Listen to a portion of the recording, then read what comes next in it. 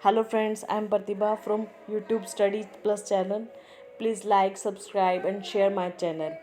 Today I am going to teach you Brunner theory of cognitive development. Let's start the topic. हमने क्या है हमने क्या थी कोग्निटिव की थ्योरी के बारे में बात की थी। जो फर्स्ट जो था हमारा क्या था, प्याजे था। सेकंड जो हमारा क्या था, वाइगोस्की। और थर्ड आज जो हम पढ़ेंगे ब्रूनर के बारे में पढ़ेंगे। जो फर्स्ट प्याजे ने कहा था कि बच्चे की जो डेवलपमेंट होती है वो डिसकंटिन्यूस होती है, कि जैसे जैसे उसकी क्या है एज बढ़ेगी वैसे वैसे क्या है उसकी क्या होगी डेवलपमेंट होगी, वैसे उसकी थिंकिंग पावर बढ़ेगी। तो इसने क्या कहता है एक बायोलॉजिकल कॉन्सेप्ट के बारे में बताया था। बच्चा तो एक ही है लेकिन उसके बारे में क्या है अलग अलग साइकोलॉजिस्ट ने उसकी कोग्निटिव डेवलपमेंट के बारे में बताया था। उसके बाद जो वाइगोस्की था उसने क्या कहा था कि जो बच्चे की डेवलपमेंट होती है वो क्या होते हैं सोशल और कल्चर के थ्रू। जैसा उसका सोसाइटी होगी, जैसा उसका कल्चर होगा, वैसे ही क्या करेगा वो लैंग्वेज एक्वायर करेगा, वैसे ही उसकी डेवलपमेंट होगी। तो उसने क्या कहा था सोसाइटी के ऊपर बात करी थी, उसके कल्चर के ऊपर बात करी थी। थर्ड जो ब्रूनर आता है इसने जो मेनली कहा था डिस्कवरी लर्निंग, ठीक है। और जो बच्चा क्या करता है जो उसका बेसिक, ठीक है, जो बच्चा क्या करता है बेसिक टू हाई, ठीक है, बेसिक टू हाई या एडवांस लेवल तक का जो बच्चा सीखेगा, ठीक है, वो क्या करता है इंटीग्रेटेड होता है, उससे कनेक्ट कनेक्ट करके वो आगे क्या है एक लार्ज टॉपिक या मास्टरी क्या कर लेता है अटेन कर लेता है। तो इस चीज़ के बारे में ब्रूनर ने कहा था। अब हम डिटेल से इस टॉपिक के बारे में डिस्कस करेंगे, ठीक है। अब जो वो फर्स्ट स्टेज जो आती है जो उसने मोड बताए थे इनएक्टिव, देखो नाम में ही क्लियर है इनएक्टिव। एक्टिव जब क्या होता है कि कोई एक्शन कर रहा है, तो ये जो भी बच्चा होता है वो किससे चीज़ें सीखता है एक्शन से सीखता है। जैसे क्या कर रहा है, अभी ये क्या कर रहा है, बच्चा छोटा बच्चा दिख रहा है तो उसमें क्या कर रहा है ये प्ले कर रहा है। तो जो भी चीज़ बच्चा सीखेगा वो क्या करेगा उसके फिजिकल एक्शन से होगी, खेल के सीखेगा, ठीक है। नेक्स्ट स्टेज की हम बात करते हैं आइकोनिक। आइकॉनिक मतलब आइकॉनिक में क्या आ जाएगा इमेज के थ्रू जो भी करेगा पिक्चोरियल, ठीक है। उसके बाद जितना भी उसके विजुअल हैं और कंक्रीट मिली। कंक्रीट क्या होता है जो फिजिकली ऑब्जेक्ट होते हैं जिसको हम देख सकते हैं टच कर सकते हैं, उनको हम क्या करते हैं। जैसे इसमें इमेज में दिख रहा है बच्चे ने ग्रीन ग्रीन से डॉट लगाए हुए सर्कल से हैं, तो इसमें 1 है, इसमें 2 है, इसमें 3 है, इसमें 4 5। तो क्या है इन पिक्चर के थ्रू ही क्या कर रहा है बच्चा 1 2 3 ऐसे लिख रहा है। तो इसमें जो भी बच्चे की लर्निंग हो रही है वो थ्रू इमेज हो रही है। तो इस स्टेज को हम क्या कहते हैं आइकॉनिक स्टेज। नेक्स्ट स्टेज हम देखेंगे सिंबॉलिक स्टेज। सिंबॉलिक स्टेज के अंदर क्या होता है सिंबल, इसमें क्या हो रहा है हमारा सिंबल। अब जो सिंबॉलिक स्टेज के अंदर हम बात करते हैं वो एब्स्ट्रैक्ट थिंकिंग होगी, कि बच्चा एक सिंबल से ही उस चीज़ के बारे में सब कुछ जान जाएगा।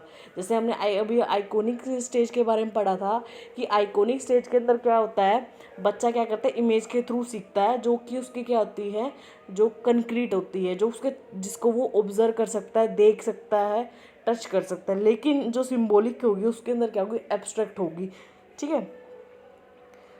उसके बाद हम आगे देखते हैं।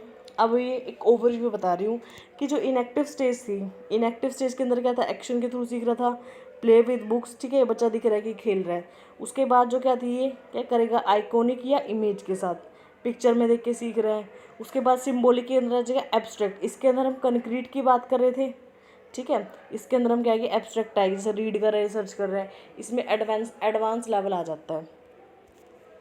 उसके बाद जो ब्रूनर का कंट्रीब्यूशन था एजुकेशन के अंदर उसने मेनली 2 पॉइंट के ऊपर डिस्कस किया था। फर्स्ट जो था डिस्कवरी लर्निंग, कि बच्चा जो भी सीखता है डिस्कवर करके खुद उनको इन्वॉल्व करके कुछ ना कुछ उसमें सीखता है, ठीक है। जैसे उसके पास कोई प्रॉब्लम आ गई तो उसकी इन्वेस्टिगेट करेगा, उसका कंक्लूजन निकालेगा, फिर उसको एक्सपीरियंस होगा तो वो क्या है खुद से क्या करेगा डिस्कवर करता है। उसके बाद इसने जो सेकेंड पॉइंट पे बात करी है वो स्पायरल करिकुलम की बात करी है। स्पायरल करिकुलम के अंदर ये आता है कि जो उसका क्या था बेसिक लेवल था उसको वो एडवांस लेवल तक जा रहा है, तो उसकी जो मेन बेस था उसको क्या है हायर लेवल तक उसकी मास्टरी लेवल तक उसको हेल्प करता है, इंटीग्रेट करके रखता है, ठीक है। अब इन दोनों चीज़ों को हम डिटेल में पढ़ेंगे।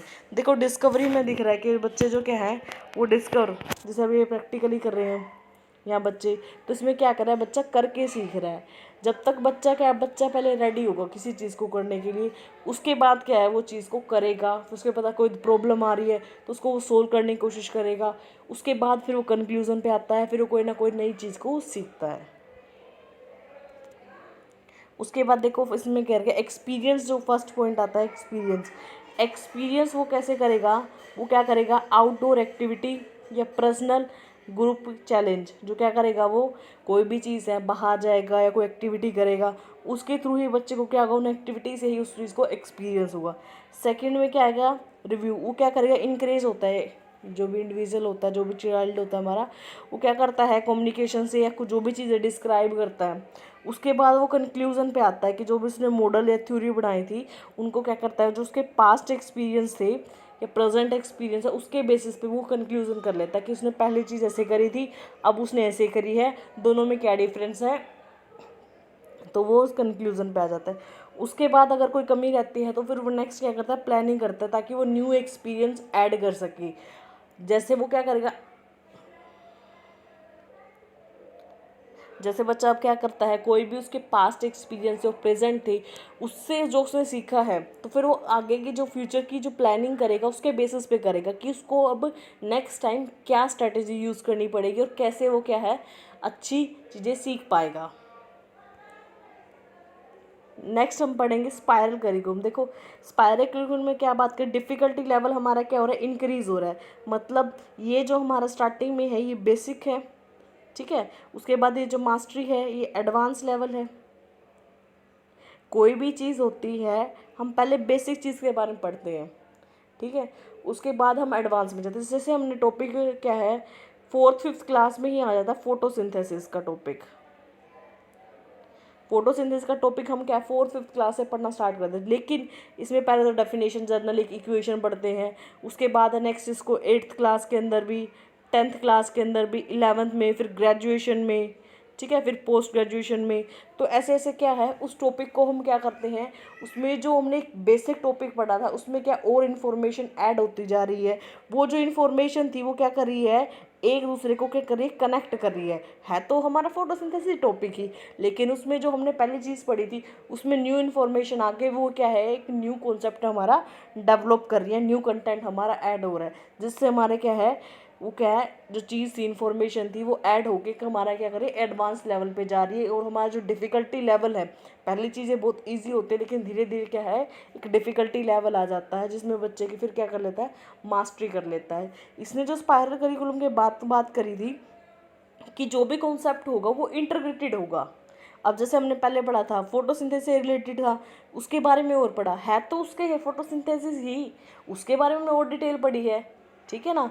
जैसे हम बात करते हैं,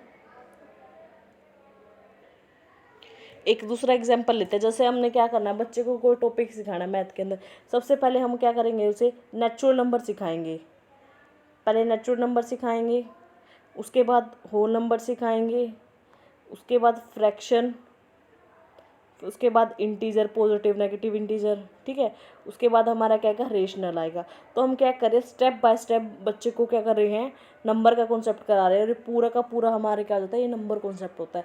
पहले हम क्या करेंगे, उसको बेसिक लेवल बताएंगे, फिर वो धीरे धीरे हम क्या जाएंगे, एडवांस लेवल पे जाएंगे। तो इस चीज़ को हम बोल देते हैं स्पायरल करिकुलम, कि जो बच्चा पहले पढ़ रहा है उसमें ही हमने न्यू इन्फॉर्मेशन ऐड करना है, कि ऐसा नहीं कि जो उसने क्या है पढ़ लिया वो आगे काम नहीं आएगा, उसे क्लियर होना चाहिए। तो तभी तो कहते हैं कि बेस क्लियर होना चाहिए, क्योंकि जो चीज़ें हम पहले 8th 9th या 11th 12th में पढ़ते हैं वो चीज़ें आगे जाके हमारी क्या कहती है, रिलेट करती है, उसमें ही हमारा क्या होता है, लेवल ऐड होता जाता है। तो इसलिए बोलते हैं कि बेस क्लियर होना चाहिए, ठीक है। Thank you guys.